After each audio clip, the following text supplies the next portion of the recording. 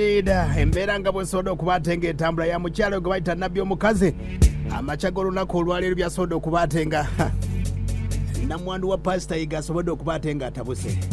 Wetwogera bino byonna oyinza okwebuuza Nabbi Omukazi ogenda musayira omusango naye asobodde okubatenga ategeera nti bannamwandu wa Pastor Yiga basobodde okubatenga beeyongera akadde kano era nga nti n'engaba neyinza okubatenga nzibuzibu.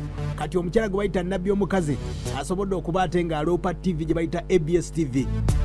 Abagitegeera obulungi eno TV eno nga kigamba nti n'omukyala ono Nabbi Omukazi bw'omu kubasobola okubatenga batandika TV eno yaliko mu management olw'embeera yafuna obutakkaanya ne Pastor Yiga ne basobola okubatenga yavaawo. Kati kyabaloopera ayaya waliwo akalanga akatambula kanka bakubiremu wano mu kawulire ye kabaloopedde eddoboozi lye ng'agamba nti eddoboozi lino kankubulye sooka owulire. Oli mu kulaba Television ABS ekuwummuza ebirowoozo. Okawulidde bulungi akantu ako. Oli mu kulaba Television ABS ekuwummuza ebirowoozo. Ye Nabbi Omukazi yayogera akantu ako kati asobodde okubatenga amachago olunaku olwaleero asobodde okubatenga ayita bannamateeka abo okuli Nalukoola and Kaketo Advocates ng'aloopa Abizaayo Broadcasting Service oba gye bayita ABS TV eyali ya bbaawe gwe bayita Pastor Yiga. Nabbi Omukazi yategeeza nti emyaka 8 gye baamala nga bagana ne Pastor Yiga akadde kano bw'alabye nga bannamwandu bangi n'agamba kansale amagezi bwenyinza okubatenga afuna akasente. Asobodde okubatenga omusango gwasobodde okubatenga atwala Ayagala $730,000 Nabbi Omukazi era ng'ategeeza nti kano akantu kakola yagikola nga demo baali bamugesa balawo bakayinza okubatenga kakola nga kagamba nti oli kulaba television ABS TV ekuwummuza ebirowoozo. Nabbi Omukazi akadde kano kakyaliko ku TV nga bagamba nti okuva lwe nava ku sayidi zeeyo ebintu byange babikozesa tebampangayo wadde n'ekikumi n'ekimu. Gye buvuddeko omukyalo Nabbi Omukazi asobola okubatenga ategeeza bali mu nteekateeka kuza band gye bayita Revival Band. Bw'alabye nga byonna tebijja kusoboka ne munywanyi we gwe bayita Pastor Siraje babadde bakubye akasente bagende South Africa ne bigaana n'agamba lwaki siropa ABS TV bakozesa eddoboozi lyange.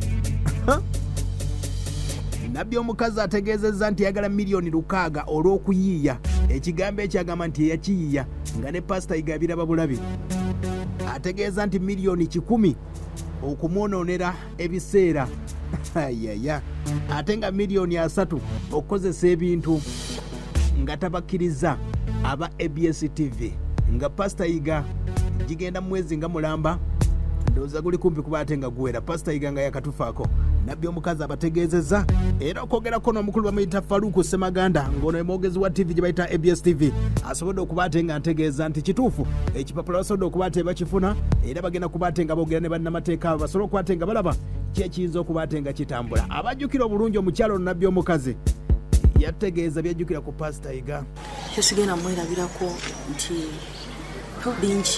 bingi ekisingira ddala yanjigirizwa yanzuula nga sinnemanya nanzikiririzaamu nga sinkisekkiririzaamu ekintu ekyo nkyewuunya nnyo kuba nakirealize nga tumaze kwawukana nga ngamba naye magi omanyi kyoli mwana gwe you know that you can do this okimanyi nti kati ekyo osobola okikuba okimanyi kati oli mukazi w'amaanyi eyo spirit nali sifunanko mu muntu abiŋŋamba so kati netandika okwekkiririzaamu n'okuba n'ogwo omutima ogutatya nagujja ku ye nga bwe mumulaba nti tatya kwogera luzungu nti mumusekerera nti talumanyi ogwo omutima ogutatya ne bwe kibeera ki kuba yaŋŋambanga ekintu ekitoogera magi tekikusinga maanyi ekintu ekitayogera kikusinga kitya amaanyi okitegeera so oyina obuyinza n'amaanyi okukifuula gwe kyoyagala sigwe okufuga okitegeera kati ebigambo ebyo twakonekitinga nnyo nekyali wange oyo nnyo kati ebyo byesirigenda mwerabirako trust gye yaninamu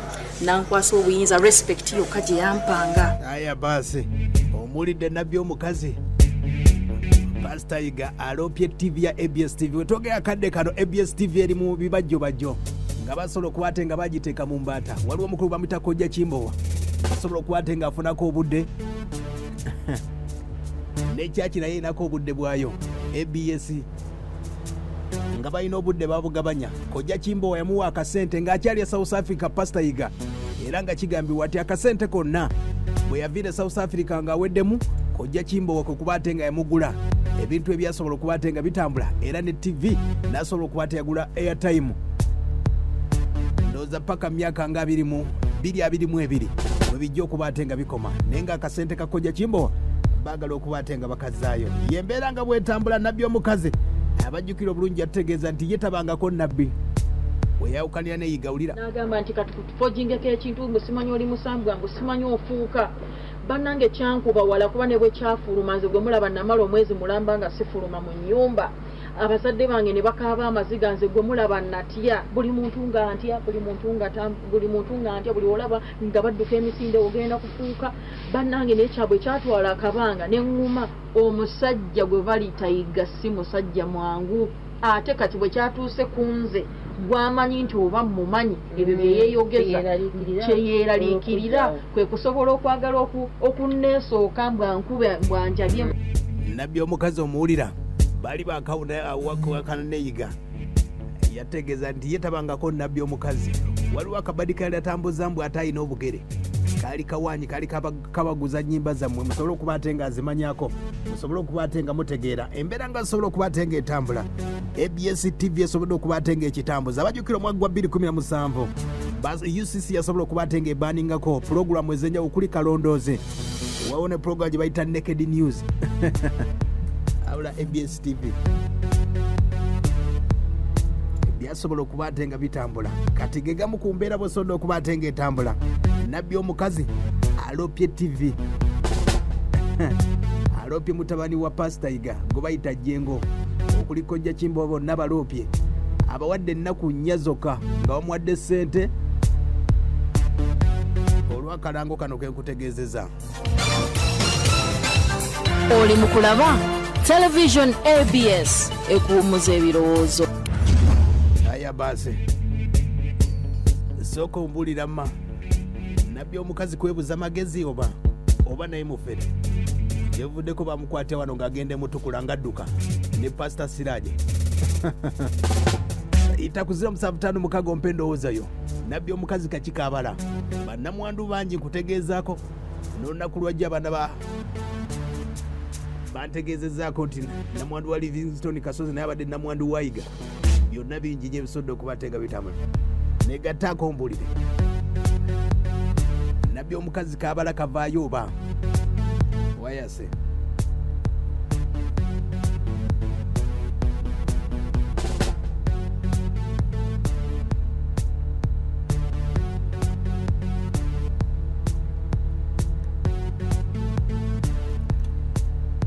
Sebo. Hello. Sebo. Hello, abanike. Kiriwo. Ewali. Nabbi yebuzabuza nnyo. Ate yebuzabuza ki? Tufunye omugenzi fayas. Tutumbudde abani gwoli. Ate yebuzabuza ki? Edobozi lye bakozesa ke kakola akalango. Yesigini kya tune ya ABS TV. Yeno gye nkugambye.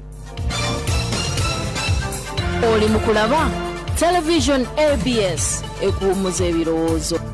Ayagala $7,300,000 bw'obanga gwe walikola ng'oli mwavu ogamba otya? Hello. Sebo. Owa kuweereza Sebo. Kale boss. Owai. Sebo. Nkulamusiza nnyo taata. Jjajja Kamalimali agamba atya? Jjajja Kamalimali generali ne beera Nsangala. Kwe bali kuweereza abanike. Kale Sebo.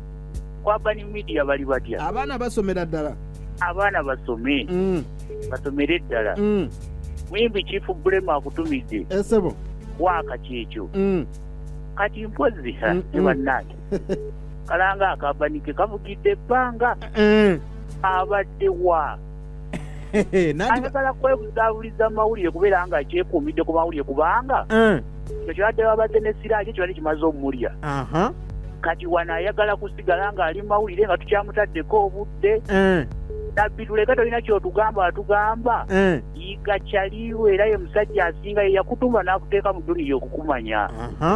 Atulekemu ayagala kubeera mawulire. Aya basi mulaba bwe bitambula sooka ombulira mma bw'oba nga gwe Nabbi omukazi okola otya abantu bava bali mu mulamu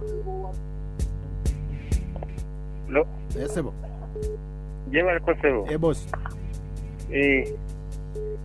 oyo yali wanga bikyali bw'oba nga gwe Nabbi omukazi ogamba otya sooka olimbe emmere weeba eyokya lwaki teyagiryanga ekyayokya laavu yali weeri yakola ki laavu yali ekyaliwo anti weeba ekyaliwo kati weeba yali ekyaliwo ekyakivweko bubi olw'ensonga weeba mmere eyo eba yagaga aya basi sebo abanike agamba atya ono abakala lugonza ge kakuto kabaali Nabbi muyaye naawe mufere